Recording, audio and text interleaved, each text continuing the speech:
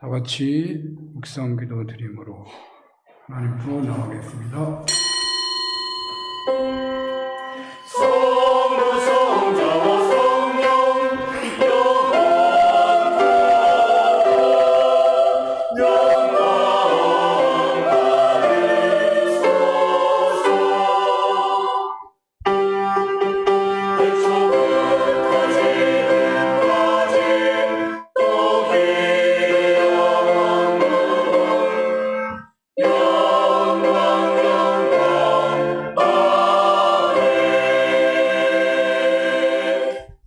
너희는 이 세대를 분받지 말고 마음을 새롭게 함으로 변화를 받아 하나님의 선하시고 기뻐하시고 온전하신 뜻이 무엇인지 분별하도록 하라. 아멘.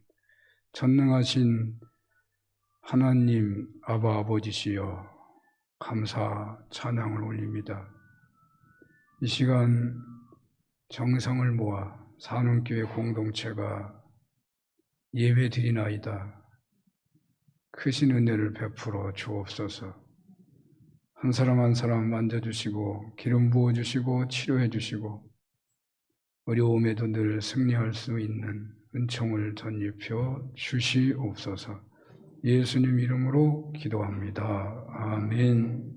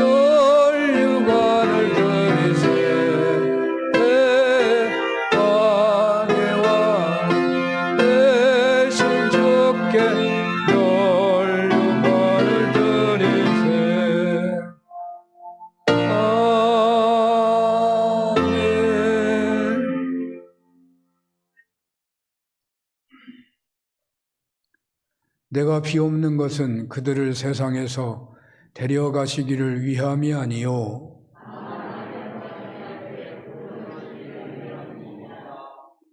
내가 세상에 속하지 아니함 같이 그들도 세상에 속하지 아니하였사옵나이다.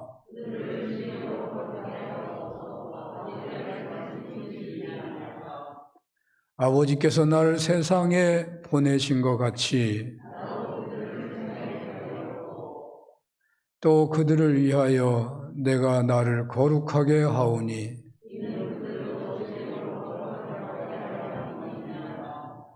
아버지여 아버지께서 내 안에 내가 아버지 안에 있는 것 같이 세상으로 아버지께서 나를 보내신 것을 믿게 하옵소서.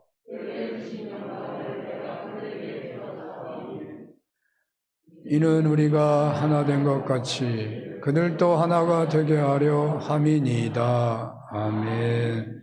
전능하사 천지를 만드신 하나님 아버지를 내가 믿사오며 그의 아들 우리 주 예수 그리스도를 믿사오니 이는 성령으로 잉태하사 동정녀 마리아에게 나시고 본디오 빌라도에게 고난을 받으사 십자가에 못 박혀 죽으시고 장사한 지 사흘 만에 죽은 자 가운데서 다시 살아나시며 하늘에 오르사 전능하신 하나님 우편에 앉아 계시다가 저리로서 산자와 죽은 자를 심판하러 오시리라. 성령을 믿사오며 거룩한 공예와 성도가 서로 교통하는 것과 죄를 사하여 주시는 것과 몸이 다시 사는 것과 영원히 사는 것을 믿사옵나이다. 아멘.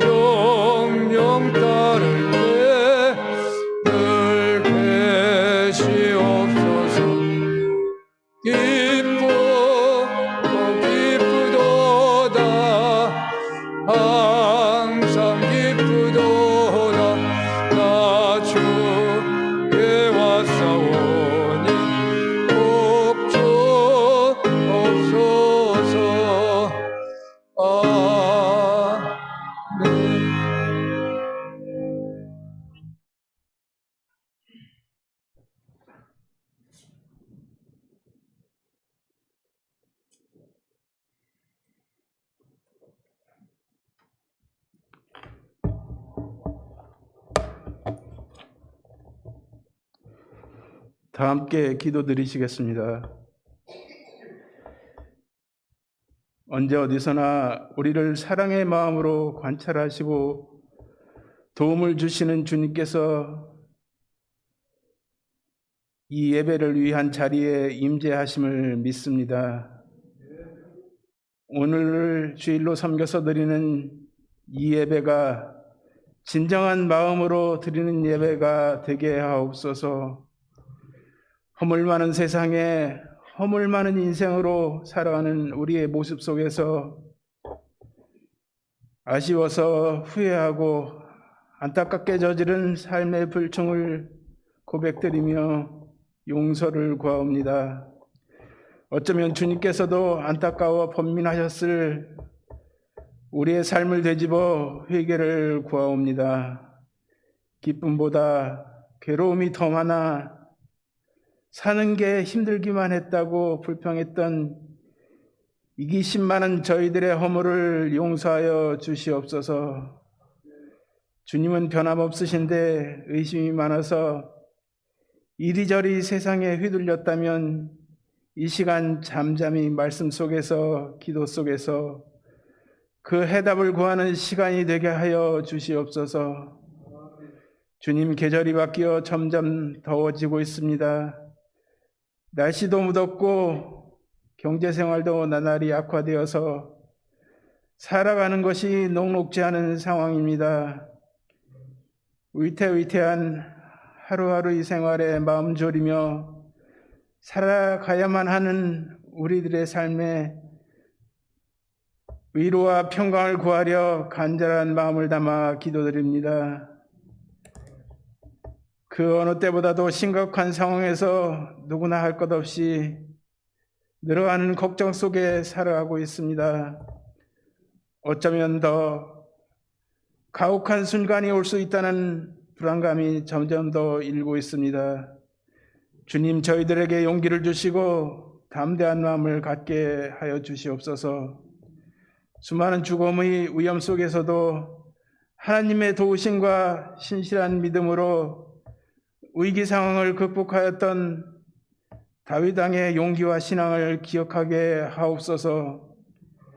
우리가 많은 시간 동안 보고 들었던 성경의 가르침과 성령의 도우심을 믿는 신앙인으로 살아가게 하옵소서. 주님이 있어서 실망치 않고 믿음 속에 평강을 얻게 하옵소서. 주님, 이 시간 건강의 문제로 노년을 보내고 계시는 여러 교우님들의 건강을 위로해 주시옵소서. 시름 속에서도 주님과 교통하게 하시고 그 가정과 가족의 고난에 평안을 주시옵소서. 또한 원하옵기는 더위 속에서 군생활을 의무에 충실한 청년들에게 자부심을 갖게 하시고 안전하게 복무할 수 있는 은혜를 주시옵소서. 오늘도 말씀의 은혜 속에 복된 예배로 섬기게 하옵시고 설교를 준비하신 이필준 목사님의 헌신과 건강을 주님께서 위로해 주시옵소서. 찬양으로 주님께 영광 드리는 시온 찬양대의 헌신을 주님께서 기억하심을 믿으며 그들의 생활과 환경이 늘 풍성하고 복되게 하여 주시옵소서. 이 모든 말씀 언제나 우리를 사랑하시는 예수님의 이름으로 기도했습니다. 아멘.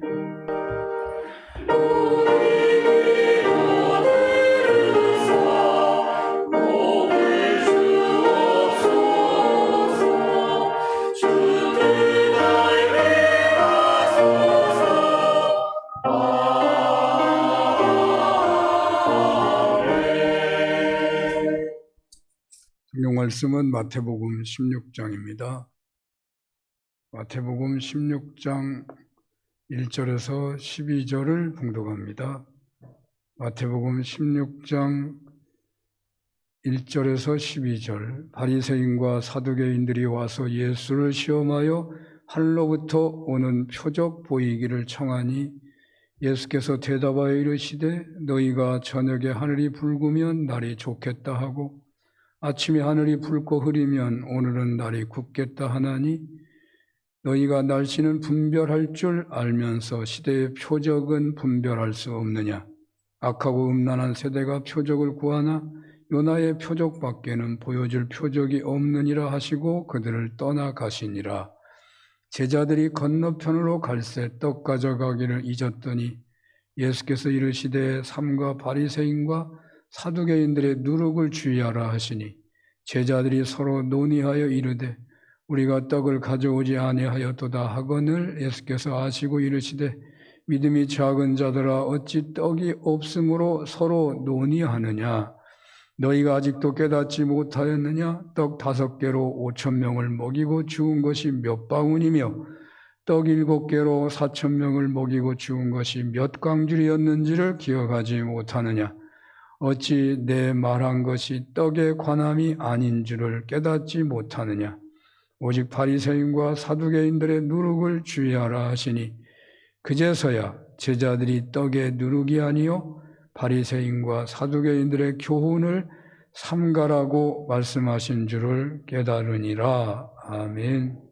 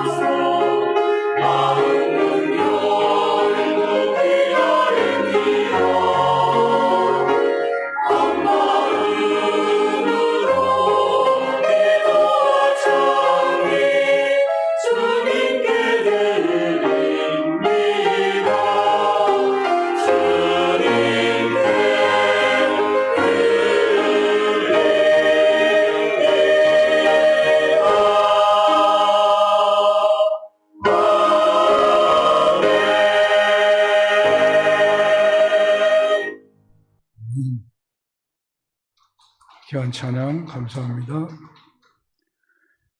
마태복음 16장 1절에서 12절 본문으로 바리새인들, 사두개인들의 누룩을 주의하라. 소리가 좀 작아요? 주의하라는 제목으로 주님의 말씀을 증언하겠습니다.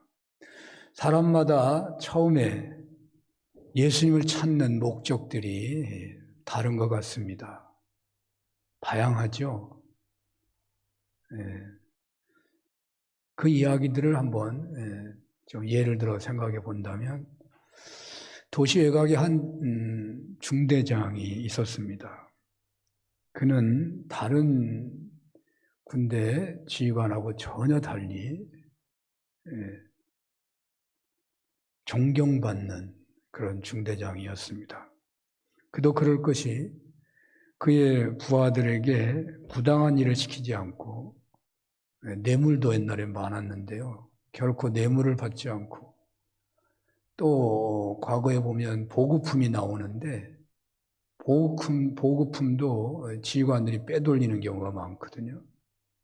근데 사병들에게 가는 보급품이 일체 빼돌리지 않고 다 그들에게 돌아가게 하고, 그래서 지휘관들이 조롱하기까지 하는데도 불구하고 그는 그렇게 정직하게 군 지휘관 생활을 하는데, 심지어는 부하가 아프거나 또 장사를 당했거나 하면 자기 호주머니를 털어서 도와주기까지 하는 지휘관이 있었습니다. 근데 이 지휘관이 하사관이 또 있거든요. 하사관 중에 한 사람이 정말 잘 도와줘서 이제 아마 진급을 할 만큼 그렇게 촉망되는 지휘관이었는데, 그 하사관이 갑자기 병이 들어서 병원에 오고 가고 하는데 치료가 안 되고, 무슨 병인지 알지도 못하고 고통을 당하고 있는 것을 오래 지켜보고 있던 이 지휘관이 어떻게 도와줘야 되나 그러고 다니다가 어느 날 한 프랑카드를 봤습니다. 와, 보라, 예수님을 만나면 소원을 이룰 수 있다. 그걸 보고서 보니까 날짜가 이렇게 적혀 있는 거죠. 그래서 이제 그날을 기다렸다가 이제 한번 가봐야 되겠다. 고민하다 보니까 이제 그런 것도 보이는 거죠. 그래서 그 날짜가 돼서 이제 가려고 하는데 이제 마음이 무거운 거죠. 우리 집안 옛날에 불교 믿었다는데, 교회 한 번도 가보지 않은 사람이라 갈까 말까 하다가 그 부하에 대한 마음이 너무나 간절하니까 내가 뭔가 도와줘야 되겠는데 아무것도 한 게 없구나 해서 이제 교회를 찾은 겁니다. 이 중대장은 이렇게 해서 부하를 위해서 교회를 다니다가 예수님을 만났다는 거예요. 이런 이야기도 저는 알고 있습니다. 창수라는 어린아이가 동네에서 놀고 있는데 어떤 친구가 갑자기 와가지고, 야, 저 천막에 가면은 맛있는 것도 주고 예쁜 누나가 계시는데 재미나는 얘기도 해주고 책도 준다더라, 놀러 가자 그러는데, 이 아이는 나도 알지만 난 참 못 가겠네, 자꾸 가자고 그러니까 갈까 말까 하는 거죠.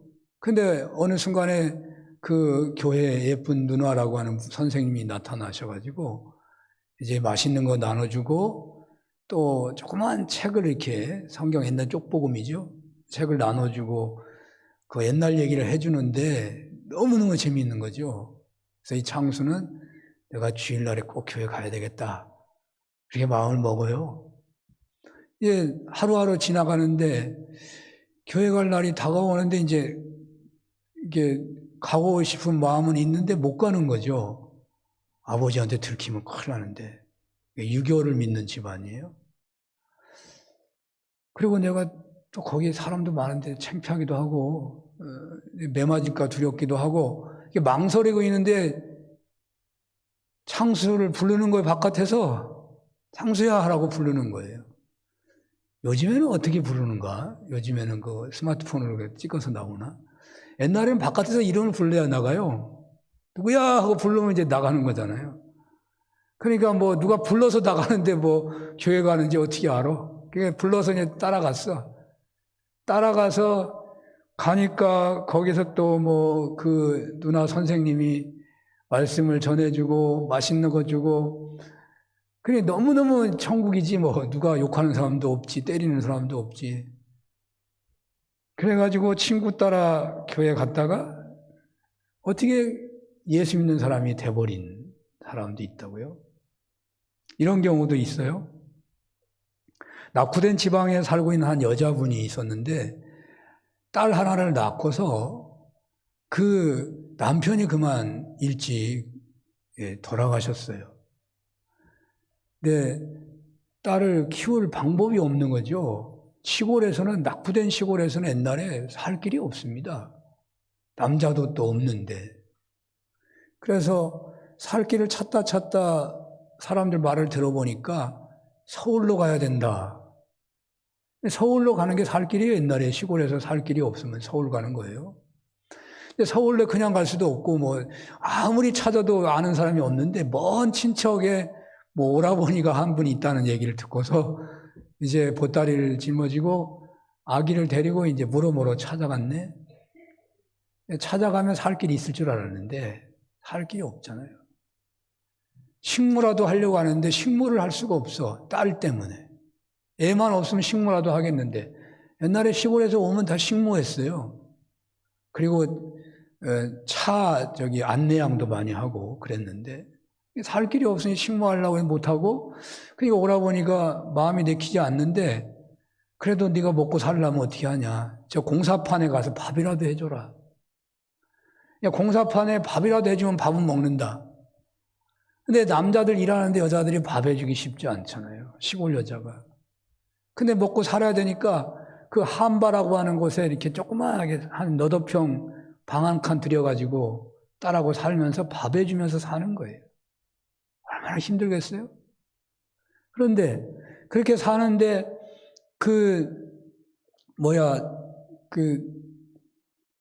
힘들었는데 갑자기 등치 큰 어떤 아저씨가 나타나가지고 이 여인에게 관심을 갖기 시작하니까 이제 좀 편해진 거예요.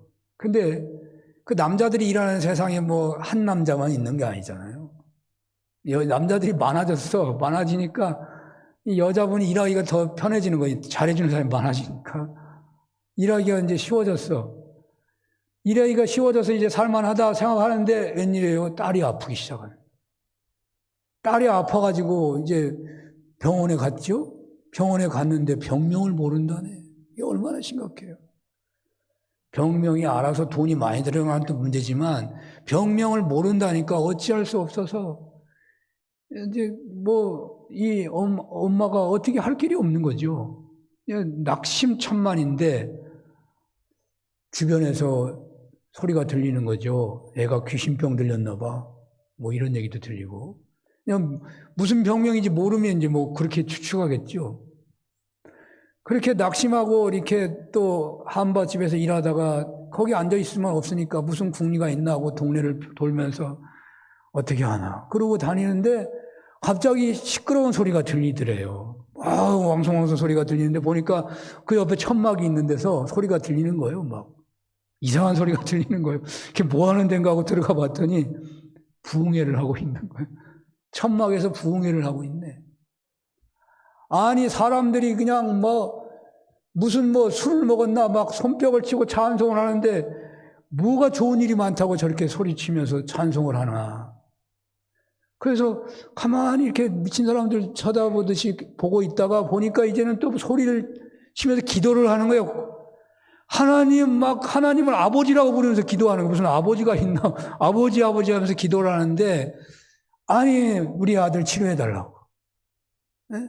우리 아들 병 들었는데 치료해달라고 막 그냥 울면서 기도하는 거예요. 그것만 이게 무슨 소리를 하나 자꾸 또 들어보니까 우리 아들 직장 갖게 해달라고. 시어머니, 시아버지, 우리 남편 예수 믿게 해달라고 막 발광하면서 부르짖어 기도하는 소리를 듣다가 자기도 모르게 우리 딸 치료해달라고. 자기도 모르게 막 울면서 기도하는 거예요.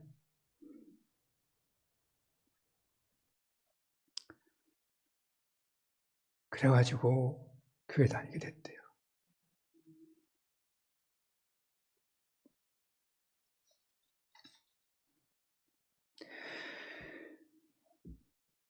이렇게 주님을 찾아간 사람들의 형편이 다양하죠. 그런데요, 주님을 찾아간 사람들 중에 다 은혜 받은 것이 아니더라고요. 다 은혜 받은 게. 오늘날 한번 보세요. 예수 믿다가 안 믿은 사람이 지금 예수 믿는 사람보다 많을까요, 적을까요? 예수 믿다가 안 믿은 사람이 지금 예수 믿는 사람보다 훨씬 많을 거예요. 아마 2배는 많을 거예요. 제가 군대 갔는데 교회 다닌다는 사람들이 거의 90%더라고. 다 예수 믿는 것 같더라고. 다 가본 사람들이지. 그런 건 특별하게 사모심이 있어서 간 건 아니겠지만. 그러니까 하나님을, 예수님을 만나겠다고 찾아온 사람들은 많지만 그 사람들이 다 은혜 받은 게 아니라고요.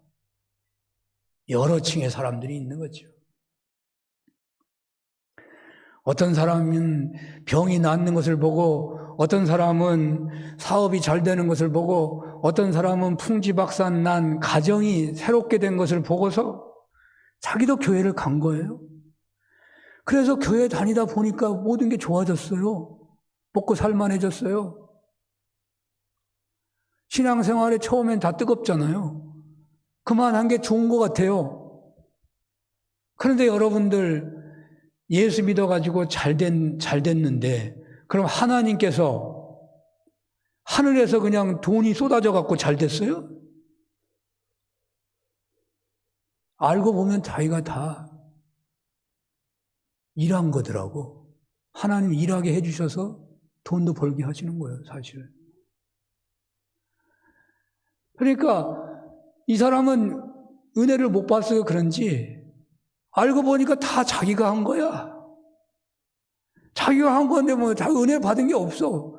신앙생활 내가 지금까지 해왔는데 내가 받은 게 하나도 없네. 나도 저 사람처럼 저 은혜 받았다고 하는 간증하는 사람처럼 나도 하나님을 체험해야 되겠는데 난 체험한 게 없어. 하나님 나에게도 좀 체험을 주세요. 근데 아까 언급했지만 체험했다는 사람도요, 자기 노력이 하나도 없는데 어느 날 나타나가지고 기적이 일어나 체험한 거 잘 별로 없는 거예요. 특별하게 체험한 사람, 죽어가다가 살아나는 사람이 있을지 모르지만 다 약을 먹었거나 뭔가를 했어요. 다 자기가 한 거예요, 어찌 보면. 은혜가 없는 사람은 다 자기가 한 거예요. 하나님 해준 게 하나도 없어. 그래서 하나님 뭔가를 해줘야 나도 좀 믿는 사람처럼 살지요 라고 그렇게 하나님께 계속 구하다가 어느 날 하나님이 안 계신가 봐. 그리고 교회 떠난 사람들이 많다니까요.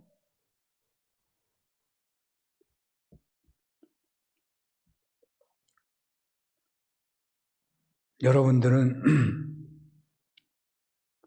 주님을 찾았는데 여러분들에게 지금 주님께 대한 감격이 있습니까? 주님께 대한 감사가 있습니까? 여러분들에게 신앙인으로서 어떤 역동성이 있으십니까? 여러분이 교회 나오실 때, 나 교회 나가야 돼. 그런 간절함으로 나오셨습니까? 지금 이 자리가 이 세상 자리와 전혀 다른 그런 은혜가 임하고 있습니까? 만약에 전혀 감사도 없고 여전히 지금도 나는 하나님이 이거 해줘야 합니다. 이런 기적이 일어나야 합니다. 하는 간절함만 가지고 있다면 여러분 한번 신앙을 돌아봐야 할지도 몰라요. 여러분들은 어쩌면 이방인 백부장처럼 또 나다네엘처럼 친구의 도움으로 교회 나간 나다네엘처럼 또 딸이 정신병에 들려가지고 그 딸 치료해달라고 주님을 찾아간 가나안의 여인처럼 우리도 그렇게 하나님 앞에 나왔잖아요. 근데 여러분들 한번 자기 신앙을 한번 돌아보십시오. 구원의 체험, 질병 치료의 체험, 영생을 확신한 체험, 문제 해결을 받은 구원 체험, 기도 응답받은 체험, 그런 체험들이 있으십니까? 아니면 오래 믿었지만 여전히 하늘로부터 오는 표적만을 구하고 살아가고 있으십니까? 체험을 얻었지만 10명이 치료받았는데 1명만 감사한다고, 10명의 소경이 치료를 받았는데 1명만 감사로 왔어요. 그런 것처럼 그 9명처럼 감사도 모르고 여전히 주님께 큰 체험만을 요구하고 그렇게 신앙생활하고 있는 사람은 없으십니까? 바리새인과 사두개인들은 율법적으로 살아가는 사람들입니다. 특히 바리새인들은요, 구약 성경을 믿고 부활도 믿고 모세오경도 귀하게 여기는 사람들이죠. 철저하게 율법대로 산 사람들, 그래서 당대 사람들에게 가장 존경받은 사람이 바리새인들이에요. 이들은 예수님께 구원을 받고자 주님을 찾아간 게 아니고 예수님을 시험하려고 찾아갔어요. 예수님께서는 구원이 필요한 곳에서는 기적을 행하시지만 표적을 보여주면 믿겠다고 어떤 주님을 시험하듯이 요구하는 그곳에서는 주님은 기적을 행하시지 않으시잖아요. 그곳에서는 구원 사건이 일어날 수가 없기 때문에 오늘 본문에서 주님은 우리에게 이런 말씀을 하시는 거예요. 같아요. 여러분들은 무슨 목적으로 주님을 찾았습니까? 여러분들은 왜 예수님을 믿으십니까? 여러분들은 구원의 감격이 있으십니까? 여전히 예수님을 시험하며 표적을 구하고 있는 신앙인으로 살고 있지는 않으십니까? 받은 구원의 체험이 많으면서도 감사하지도 못하고 여전히 예수님 시험하듯이 요구하는 그러한 신앙생활을 하고 있지는 않으십니까? 예수님에 대한 시험은 마귀가 하죠. 당신이 하나님의 아들이거든 뛰어내려라 그랬잖아요. 저가 너를 위하여 사자들을 명하시리니 저희가 손으로 너를 받들어 발이 돌에 부딪히지 않게 할 것이다. 마귀가 예수님을 시험하시는 그 시험에는 마귀가 성경 구절을 인용해서 하는 시험이에요. 여러분들이 표적을 구하는데 그냥 구해요? 성경이 있는 대로 구하잖아요. 성경 구절 가지고 구해요. 하나님 말씀이 있잖아요. 해주세요. 그러잖아요. 그런데 주님께서는 반응이 어떻습니까? 마귀의 계계를 아시고 하나님께 대해 시험하지 말라 하셔요. 마귀가 시험하는 것이 우리는 이미 마귀라고 생각하니까 이상하게 생각하고 바리새인과 사두개인들이 예수님을 시험하는 거라 바리새인 서기관 이상한 놈들이니까 잘못하고 있지라고 생각할지 모르지만 성경에서 바리새인과 사두개인들이 예수님을 시험하고 있는 것은 그렇게 어긋난 행동이 아닌 거예요. 구약의 전승에 의하면 참 예언자인지 참 선지자라면 표적을 보여달라 하는 것이 당연한 거예요. 당연한 거예요. 더군다나 그리스도 메시아가 오신다고 하는데 나도 메시아다, 100년 전에 누구도 메시아다 이런 사람들이 나타나기 때문에 메시아는 표적을 보여줘야 하는 요구가 당연한 거예요. 당연한 거예요. 그러니까 메시아를 기다리고 있는 시대에 메시아를 자청하는 자들이 많은 그런 시대잖아요. 표적을 구하는 것은 관례처럼 돼 있는 거예요. 관례처럼. 우리가 순교자로 세우려면요, 표적이 있어야 순교자가 되는 겁니다. 그러니까 그런 것이 다 관례예요, 관례. 표적을 요구하는 이들에게 주님은 그런데 1전에 말씀한 바가 있지만 요나의 표적밖에 보여줄 것이 없다고 하시죠. 물론 예수님은 표적을 이미 보여줬어요. 안진뱅이가 일어난 표적을 보여주셨어요. 누리를 걸어가시는 표적을 보여주셨어요. 죽은 자도 살아나는 표적도 보여주셨어요. 그러나 이 바리새인들과 사두개인들의 표적에 대해서 주님 말씀하시는 거예요. 이들은 주님을 통해서 그리스도인 것을 확인하고 믿으려고 표적을 요구하는 게 아니고 예수님을 잡아들이려고 표적을 요구하고 있거든요. 구원의 사건이 일어날 그런 상황이 아니거든요. 예수님은 요나의 표적밖에 보여줄 것이 없다고 말씀하셔요. 가나안 여인이 표적을 요구한 거나 마찬가지죠. 아무도 치료할 수 없었는데 딸을 치료해달라고 하는 거니까. 그래서 하나님은, 예수님은 표적을 보여주시잖아요. 근데 바리새인과 사두개인들은 당대 관습에 따라가지고 표적을 요구하는 척하고 있지만 믿으려고 요구하는 것이 아니고 예수님을 문제 삼으려고, 잡아들이려고 요구하고 있는 거예요. 저희 형님이 아주 안 좋으셔요. 이제 병원에서 손을 댈 수가 없고 해서 샘물 호스피스 병원에 가셨는데 오늘 내일 합니다. 말도 사람도 못 알아본다 그러더니 아침에 문자가 오기를 이제 알아보기 시작한다고 그래요. 그래서 세례를 좀 해야 되겠다고, 세례식을 하겠다고, 그래서 잘했다고. 이름이 이필용 씨인데 여러분 마음으로라도 기도해 주십시오. 세례를 받아야 될 것 같아요. 기도했는데 끝까지 거부만 해서 그래도 마지막에 샘물 호스피스를 연결이 돼가지고 간 것이 응답이구나 이런 생각하고 있거든요. 근데 늘 생전이지 아직도. 이게 늘 뭐 복음을 전하면요 표적을 요구해요. 표적. 예수 믿는 무슨 표적이 있냐고. 그럼 표적을 왜 요구해요? 믿으려고요? 믿으려고 하면 벌써 기적이 일어났겠죠. 믿으려고 하는 게 아니라 꼬투리 잡으려고 그러는 거예요. 우리 말 못하게 하려고. 믿는 사람 핀잔하고 욕하려고 요구하는 거예요. 요나의 표적을 예수님은 말씀하셔요. 그렇습니다. 세상은요, 구원자를 표적을 일으키는 자, 힘 있는 자라고 말을 하죠. 세상은 강력한 힘으로 세상 변화시키기를 요구하잖아요. 힘만 있으면 됩니다. 힘이 있어야 이스라엘을 해방시킬 것이니까요. 그러나 예수님은 요나의 표적을 말씀하십니다. 내가 너에게 보여줄 것은 세상적인 승리의 개선장군의 모습이 아니고 십자가에서 죽는 메시아다라는 거예요. 십자가에서 죽게 될 표적을 말씀하고 계시는 것입니다. 여러분들의 구원의 감격이 있으십니까? 예수 믿는 삶에 어떤 생동감이 있으십니까? 예수님께 대한 감사가 있으십니까? 그렇지 않다면 혹 예수님을 시험하고 있지 않는지 생각해 봐야 돼요. 지금도 내가 감사할 수 있게 해달라고 예수님을 시험하고 있는지 몰라요.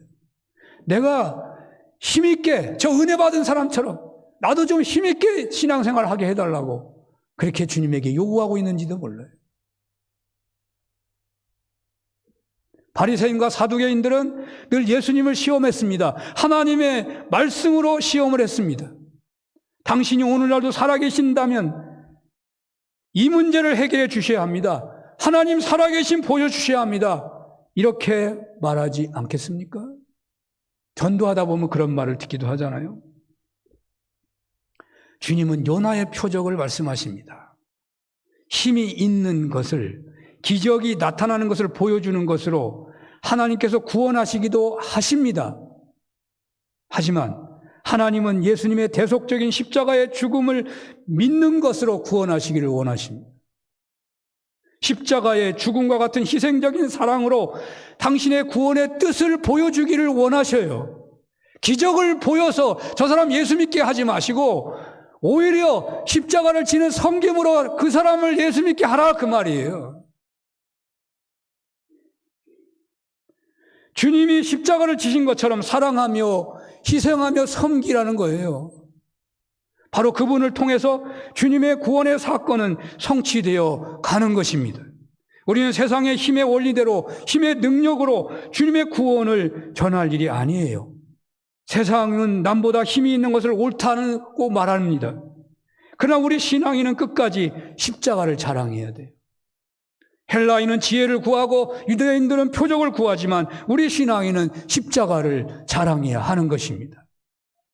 오늘 두 번째로 생각하게 되는 것은요, 오늘 본문 6절과 11절에 나오는데 바리새인들, 사두개인들이 누룩을 주의하라는 말이 나와요. 누룩을 주의하라. 누룩을 주의하라는 말이 무슨 말인가? 바리새인들과 사두개인들은 당대 최고의 지식인들이고 최고로 존경받는 그런 종교인들이에요. 그러니까 이들의 교훈이라고 하는 것은 당대 세상의 지혜를 말하는 거예요. 세상 지혜. 세상을 다스리는 지혜를 말하는 거예요.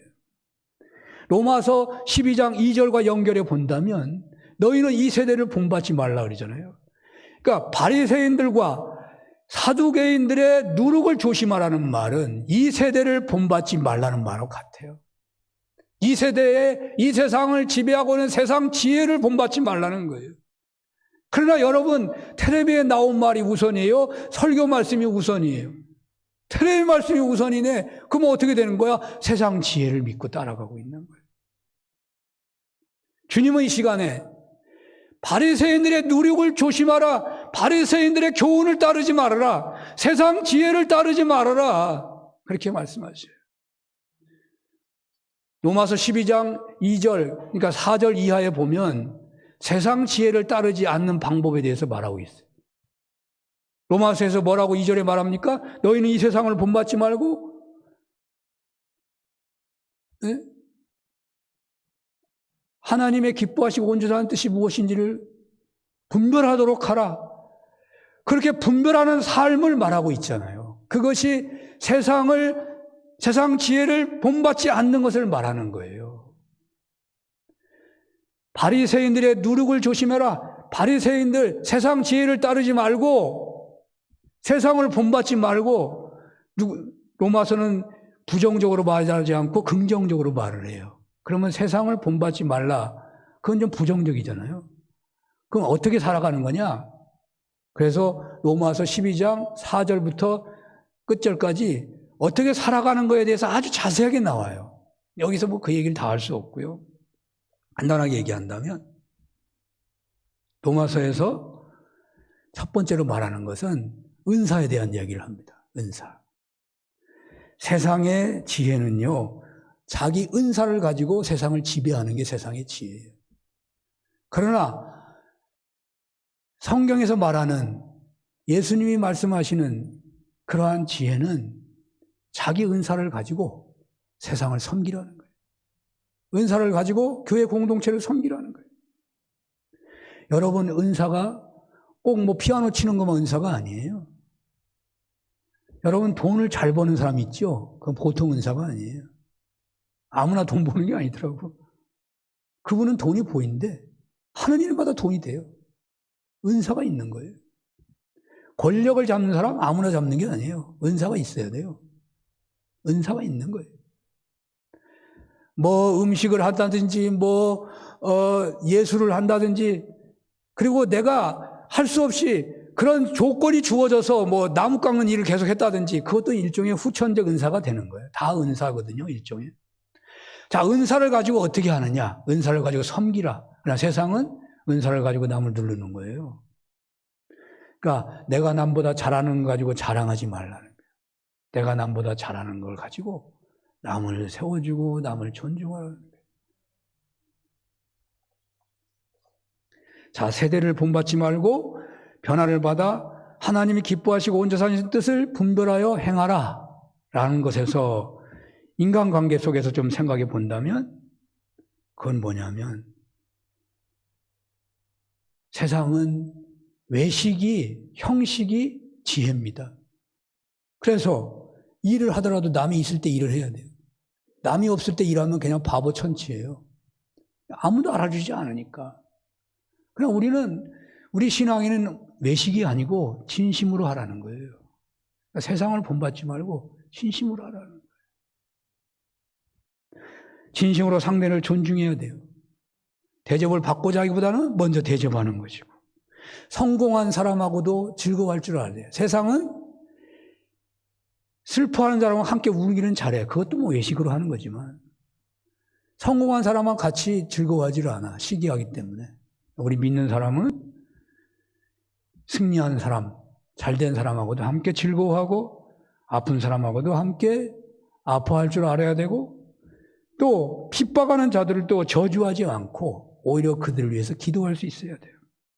그래서 모든 사람과 더불어 화평을 하라고 말하고 있습니다. 자, 끝으로 한 가지 더 생각한다면 바리새인들을 사두개인들은 그 누룩이 뭐냐면 종교가 액세서리예요. 소위 말해서. 여러분 세상의 지혜가 뭐예요? 세상의 지혜는 종교가 액세서리예요. 사실 저희 형 얘기를 자꾸 해서 죄송한데 저희 형은 종교가 액세서리이기 때문에 나보고도 하는 말이 적당히 믿어라. 손해봐. 뭐 재산을 다 바친다고? 뭐 어떻게 한다고? 적당히 믿으라는 거예요, 언제나. 신앙생활도 적당히잖아요. 액세서리는 어디 나갈 때 필요한 거잖아요. 집에 있을 때는 필요 없어요. 목욕할 때도 필요 없는 거고. 여러분 신앙생활이 필요할 때만 필요하면 신앙생활인가요? 세상의 지혜는 그러나 액세서리예요, 종교가. 뭐 내가 교양 있게 보이고 사람하고 사귀니까 좋고 또 집에만 있는 것보다 왔다 갔다 하는 게 좋은 거잖아요. 그래서 신앙생활 할지 몰라요. 그러나 주님께서는 신앙생활을 우리의 삶의 중심에 두기를 원하셔요. 제가 늘 얘기합니다마는 주님은 여러분들에게 있어서 전부이기를 원하셔요. 여러분들의 삶에 여기 와서 예배 드릴 때만 관여하고 싶은 게 아니고 주님은 여러분들이 일어나서 잘 때, 태어나서 죽을 때까지 모든 것을 관여하고 싶으셔요. 그렇게 역사하고 싶으셔요. 우리에게 있어서 하나님은 우리의 전부이기를 원하신다고요. 그러나 하나님은요, 그러면 우리도 우리 전부를 바치기를 원하지만 그렇지 않아요. 하나님 뭐라 그래요? 우리 잘 아는 대로. 마태복음 6장 30절인가요? 그의 나라와 의를 구하라 그러잖아요. 먼저 그의 나라와 의를 구하라. 그러니까 전부를 바치라는 말은 아니에요, 사실은요. 주님은 성경에 나와 있는 것에서 우리는 얼마만큼 바치는 게 전부를 바치는 거냐? 제가 보니까 열의 하나를 바치면 전부 바치는 거예요. 우리들의 삶의 영역에서 열의 하나를 드리고 살아가는 삶을 산다면 전부를 바치는 것으로 하나님은 인정하신다고요.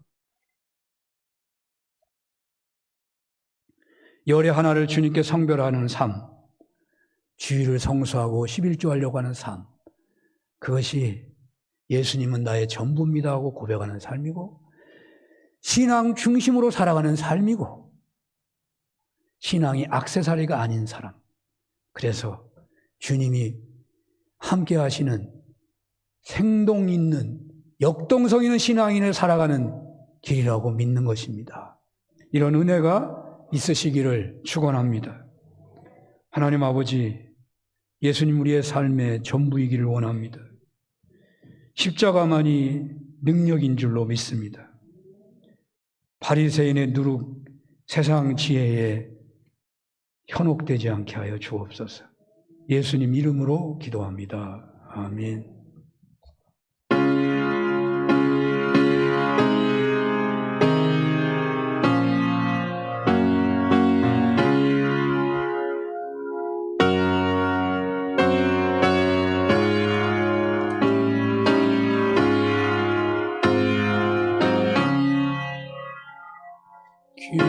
귀하신 주여 날 붙드사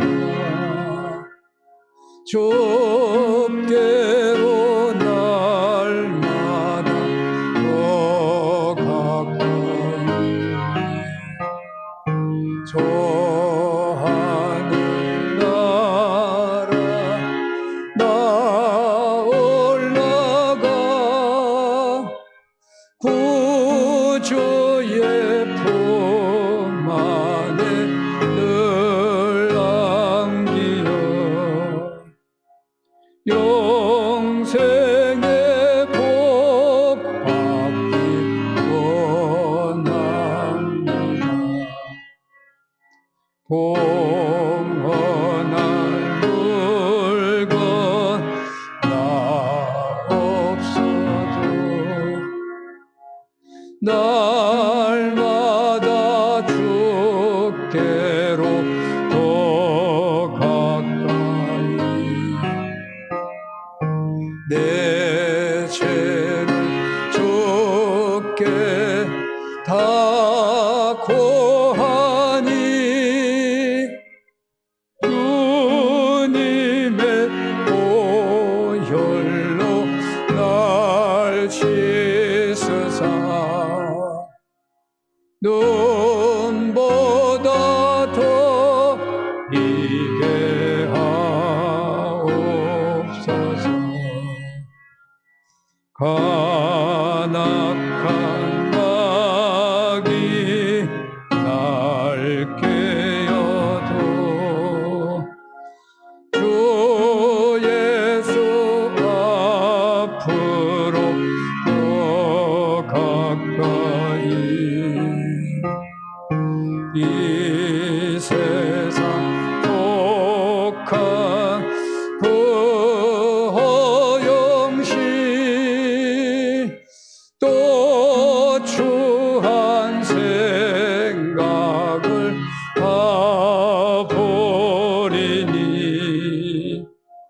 정결한 마음 내게 줄 주소서.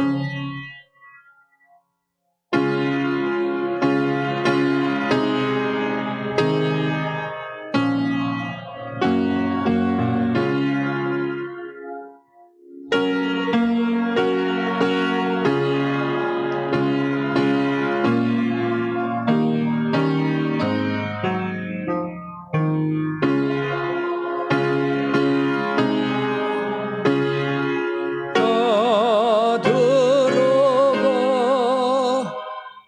한없는 복락을 다 얻도록 풍성한 은혜를 주옵소서.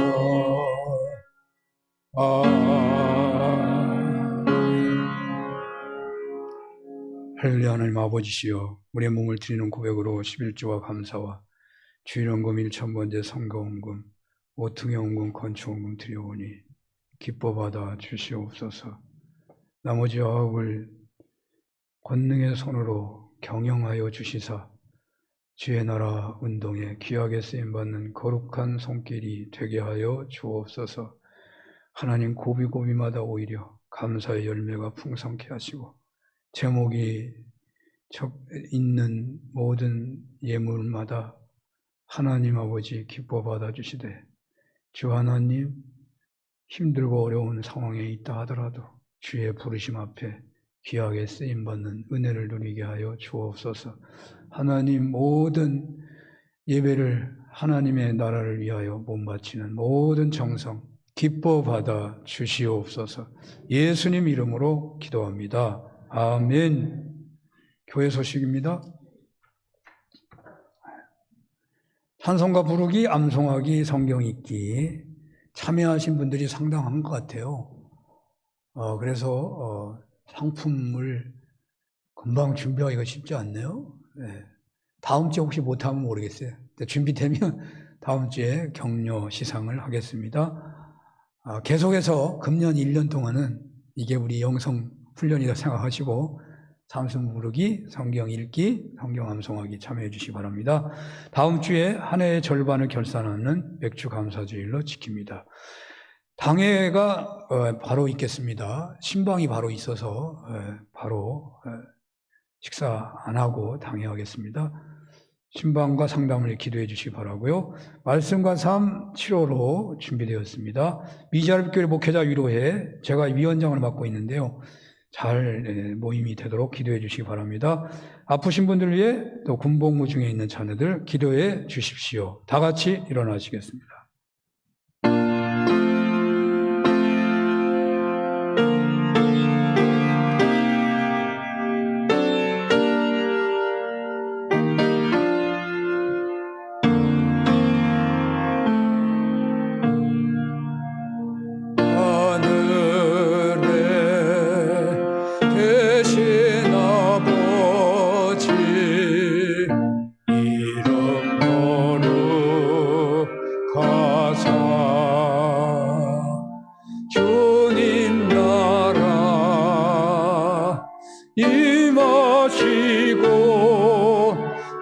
끝이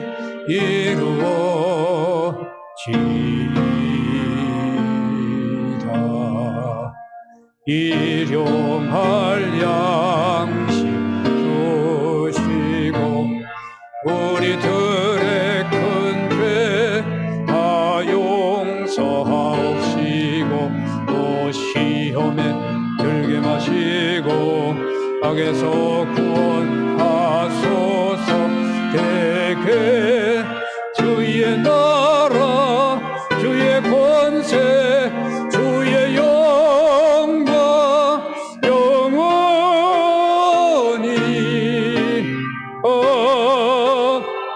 아멘. 성부 성자 성령 하나님의 크신 은혜와 사랑하심과 역사하심이 온밭에 예배하는 모든 종들 머리 위에 바리새인들의 누룩을 조심하라고 하신 말씀대로 세상 지혜를 본받지 않기를 원하며 예수님이 전부이기를 원하며 십자가가 능력인 것을 믿으며 나아가는 모든 종들 머리 위에 영원히 함께해 주시옵기를 축원합니다. 아멘.